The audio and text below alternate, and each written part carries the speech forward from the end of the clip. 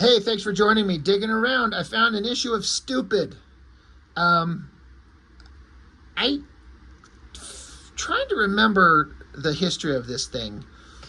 I have this like vague notion in my head that it came out and then there was some kind of like I think it was intended to go on for a little while, but there was some clash with the creative teams and maybe some people didn't like what they were doing. I don't know. I should have looked it up before I started talking about it, but most of these things I just try to talk about what I remember and what I feel about it at the time, and we just kind of flip through it and just kind of experience it. But I don't know when I picked this up. I don't feel like I got it in real time, when it first came out. This was early on. Yeah, 93. I don't know that I picked this up in 93. If I picked this up later, I don't know. And I never really gave it a look. I don't typically, especially when I was younger, care for like these cartoony parody things. I'm like, especially when they're making fun of shit that I like or I think that I like. I'm like, stop making fun of it. It's cool. Well, yeah, that's not what's really going on. Like, I didn't have a sense of humor. I was kind of precious about this shit. But having looked at this now, I actually kind of totally get it. Especially since I've changed my opinion on Spawn. And, I like McFarlane. I like his art. I like the design. But Spawn as a concept is like a graphic novel at most, and then it's done. It should not be going for 300 issues for 3 decades. But as I say, every time I mention that, what the fuck do I know? McFarlane is keeping it alive and relevant through sheer force of will. So what do I know? I don't know anything about Hilary Barta except that he did this, and he does cartoony, funny stuff. I don't know anything about him. But having looked at this issue with fresh eyes just recently, I dug this out just like 2 or 3 days ago, and I kind of looked through it and kind of read it. I'm like, oh, okay, this guy's talented. I think I could see, I believe the kayfabe guys, when they were doing their thing, I believe they really liked this guy's work, and I feel like this is something they would have loved. And I don't remember if they looked it over. I'm sure they probably did. But I see the skills, the cartooniness, like drawing all these buildings in perspective, but it's cartoony, and there's all these little in-gags everywhere. It's making fun of Spawn. This is all a Spawn parody. And so I was like, okay, I get it. I am starting to understand. There's some things I don't get the joke, and maybe there's nothing to get outside of it's just a funny sight gag, like why this dude is kicking a woman off the roof. You got King Kong presumably up here holding a hot girl, but then he's like got a straw into one of these water towers on the roof of the building drinking. You got Batman coming up there. You got this dude holding a TV guide with a fall preview and a gun to his head. And then lightning bolts. And so Spawn, or whatever his character's name is in this book, he's tripping, he's falling, he's getting struck by lightning. It's not as dramatic and powerful and awesome as the actual character, but this is a parody thing. That's the point. But he fell down to the ground and he lands in a pile of disgusting garbage. Let's see, what does it say here? The filth, the stench, the irregular trash removal. That's funny. And so this guy's like, I don't know who I am or where I've been, but check out this cape and costume. I'm either a superhero in leotards or I've run away from the ballet with the stage curtain. And I like on this garbage dumpster that he's standing on or in, and it says, do not pose on or around, which is what he's doing. So he's crawling up the roof of, the building up to the roof. He says, I have superpowers too. I seem to have the ability to climb tall buildings while dragging 300 yards of linen, and I can strike dramatic poses. The wind swirling around me, lightning flashing behind me, and then it says, spune. And he's yelling, I said behind me, so the lightning bolt zapping him. That's funny. And again, I get the cartoony nature of it. I see the skills. I actually really like this now. Like I said, I didn't care for it as a kid because I was precious about it, but and so it's just a parody of the tropes of the comic, and not just Spawn specifically, but of everything. He's like, I'm back. I'm remembering some things, but I have amnesia about other things.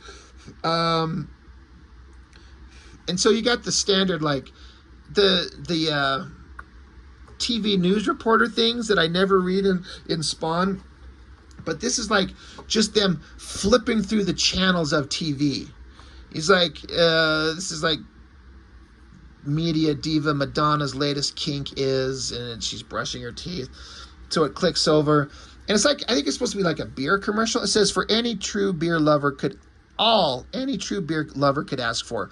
Swillow. Yes, Swillow. It's full-bodied like her and kind of foamy like him. The beer with the old German taste. And it's like a little ditty. It's like, ist das nicht in guten Brau? Ja, dist in ein. It's like, I'm like, that shit was funny. And there's just other humor stuff going on. It's all good stuff. And then you click over and it's like aliens have taken over the TV station. It says, people of Earth, you watch too much television. You know, that's funny. I like the little beer commercial the most, though. But after Spune witnesses all of that, his brain literally explodes out of his head. And it says, suddenly my head explodes with memories. My life splashes before my eyes. And so he's literally like, the goo is just pouring out of his head and becoming the borders of these other panels. It says, I remember the Alamo. I remember Pearl Harbor. I remember Mama. But did I remember to turn the gas off? It says, I remember I was the only kid who could draw anatomically correct superheroes. So you got this dude here, and in class, all this art up there, but there's this big, awesome, muscular hero, and he's talking about drawing anatomically correct, and his hand is covering the dick, and all the people are like, wow. So that's funny. Says, I dropped out of the second grade, signed a contract, and became the top artist at Drivel Comics on their hottest book. The fans loved me. The critics killed me. And they're like, wow.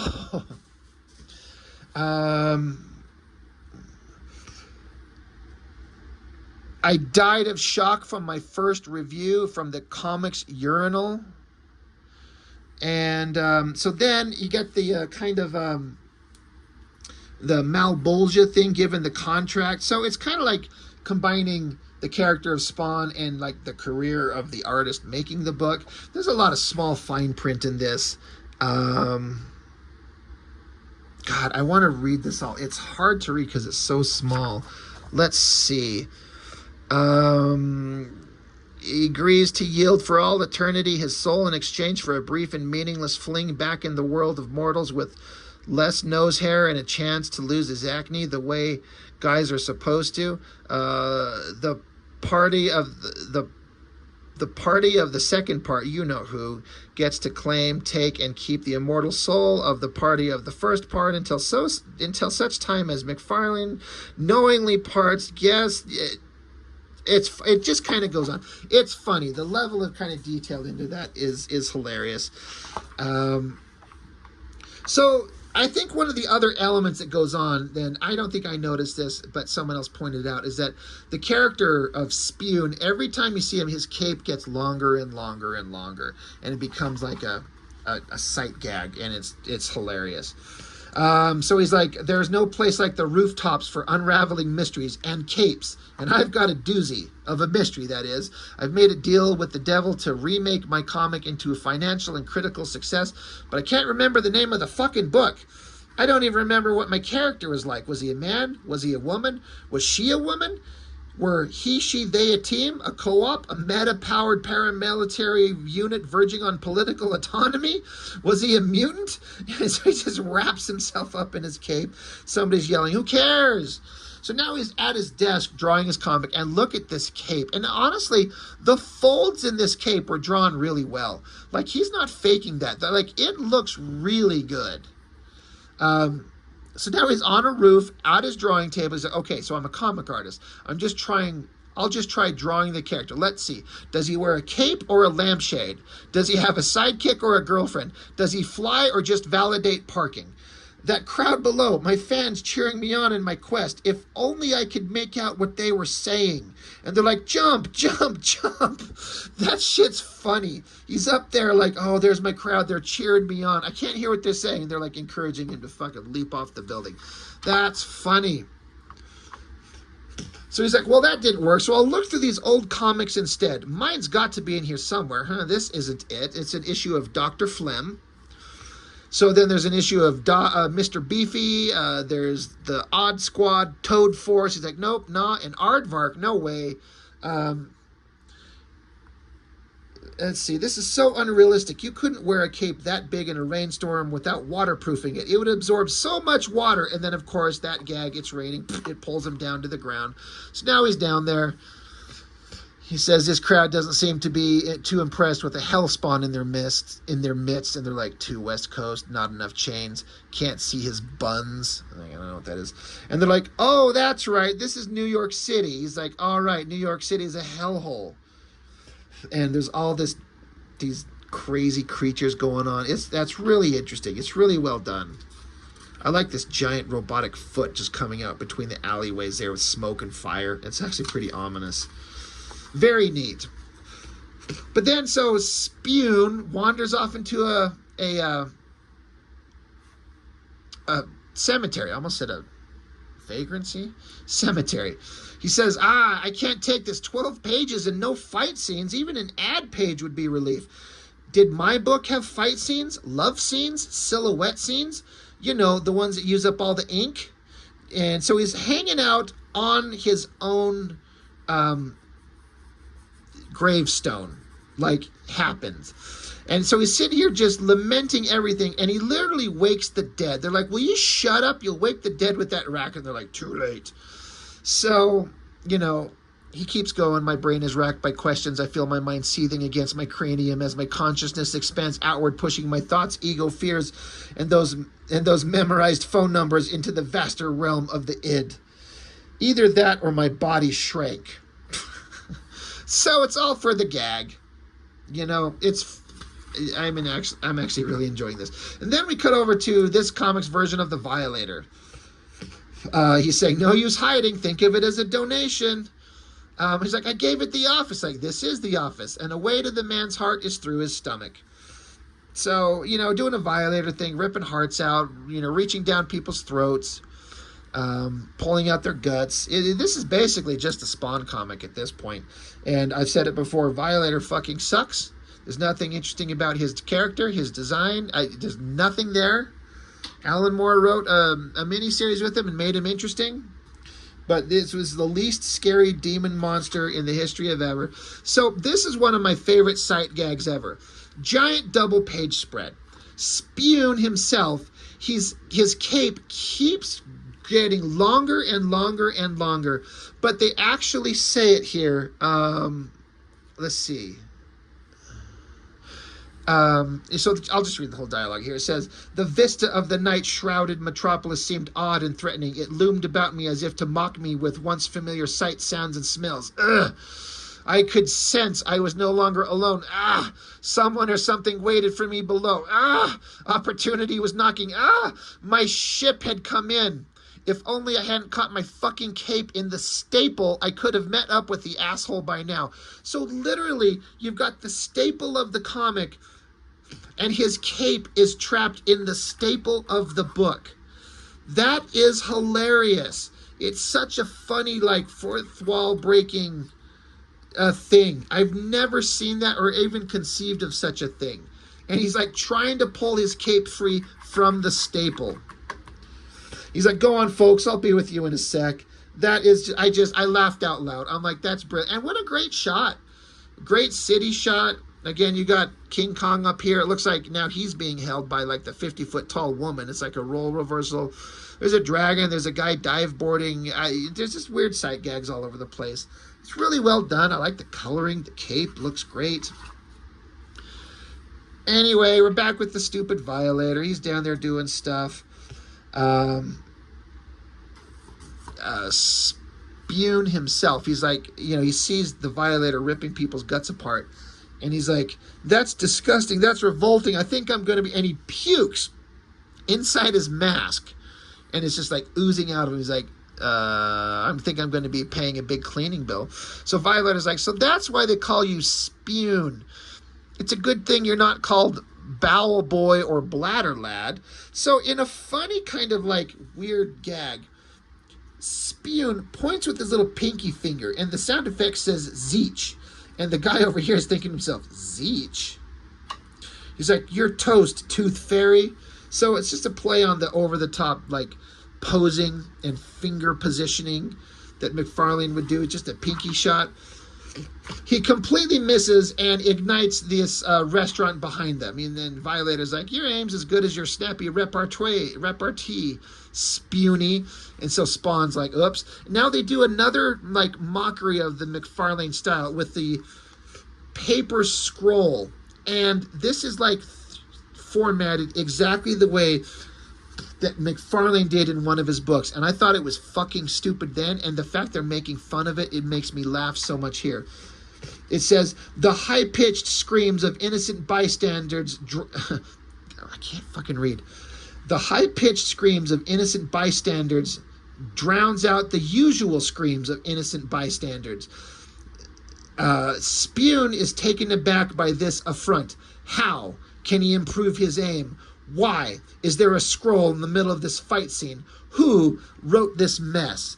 Like, McFarlane did the same kind of thing on a scroll and did the how, the why, the who, and it was one of the dumbest things I've ever seen. It's terrible. And even got this guy saying, like, McFarlane, like, thanks, bud. So Spune blasts at the Violator again in all these weird poses, blasting. He's like, you couldn't hit the broadside of a barn, and he literally misses the broadside of a barn. And it says, it was really icky evil. It was really icky evil against really icky good. A classic standoff as the city burns behind them. And the standoff, which lasted for hours, I was getting a Charlie horse in my chain. So, like, they're just standing here staring at each other, but nothing's going on. It went on for hours. So then Spune, he's like, that's it, I'll fry you if I have to burn down this entire city to do it. And so the entire city's already on fire, and this guy's like, hey, man, would you let me know when you start burning the city so I can, like, get out of town, okay? So now they're in, like, weird dress-up. Like, they're ladies fighting each other with purses and rolling pins and shit. Sound effects, titter, poke, bustle, freshly squeezed. And Violator's like, freshly squeezed? Like, don't look at me, pal. And then a voice off to the side, enough already. I like how the lettering, is the lettering done by the Spawn letterer? No, Willie Schubert. He's doing a good, like, Spawn lettering riff. So you get the lead devil Satan guy. He's like, can't you guys get along for 2 minutes without fighting? Just wait till your father gets home. He's like, Mom, man, it must have hit you harder than I thought. That's the devil, you jerk. So I guess this version, this Malbolgia, is a female. It's the mom. She's gluing her boys back together and glues them back together in weird body shapes, like heads on the wrong bodies, head up his own ass kind of thing. It's funny. They're like, not quite, try again, close but no cigar. Hey, I like it. So then Spune's down here. He's like, that's better. Listen, Beezle Bubba, we had a deal. You send me back to Earth. My book is then #1 with fans and critics. Then you get my soul, right? But you stole my memory. I demand to know the name of my comic book. And so the Malbolgia, or whatever it is, you moron, you're still in hell. You never left. He's like, hell is New York City? He's like, well, yeah, but your personal hell is your comic book. And the name of your comic book is, yeah, it's you, Spune. You're a big success down here. You put your readers through hell, and I get 10% of the gross out. And he's like, gasp. And so then he runs off into the distance, and another clever thing with the crazy cape design and the end folds of the cape, it writes in cursive, the end. I thought that was really clever. I really liked that. Really neat. God, I just seem to remember that there was a sight gag in here somewhere that I missed. There's always so much to kind of try and zoom in on and point out. Oh yeah, on the splash page, it says Dale's Barbecue Pit. I'm sorry, I know it's a simple gag, but that made me laugh out loud because I'm a simple man. So, you know, an ad for Cyberforce Zero, and then this crazy ass, you know, where's Aldo? It's like, oh, and how sharp are your peepers? Can you spot Aldo? Hillary went blind drawing this, so I hope you have fun. Solution is on the letters page. So you're supposed to find this guy. You want to know what the gag is? He's right there. That's where he's at. He's not in there anywhere. He's right there. He's like, it's right in front of your faces. That looks like that took for goddamn ever. But what a neat piece of artwork. You know, really neat stuff going on there. Love that Jay Lee drawing right there. I'd love to see the original black and white of that. Where is a Jay Lee artist edition, for God's sake? Max there. I don't know what this is. It's all a jungle out there. The Tiger Files. By Tom Artis and Doug Rice. Inks by Alve. Colors by Paul Mounts. What is that? It's in an Image comic, so is it an Image comic thing that never come out? I'm sorry, it looks dumb. Like, there's nothing there that makes me interested. It's just a weird, the Tiger Files. Okay. And then it kind of seemed to imply the next issue would be a parody of Pit. It's called Spit, which I like. There's a lot of drool and the little kid's got an umbrella to cover it. Did this ever happen? Was this the only one? Is this the only issue of Stupid? It's the only one to my memory I've ever seen.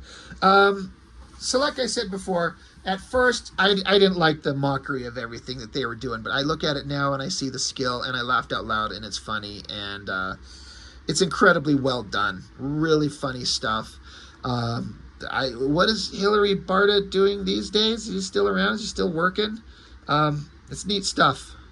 I hope he got a big fat paycheck from this thing. I wonder what the history is. If anybody knows kind of the backstory behind this thing, please let me know. I'd be really curious to hear what that is. So I guess that's all I've got for now. Thank you for watching. I really appreciate it. See you next time.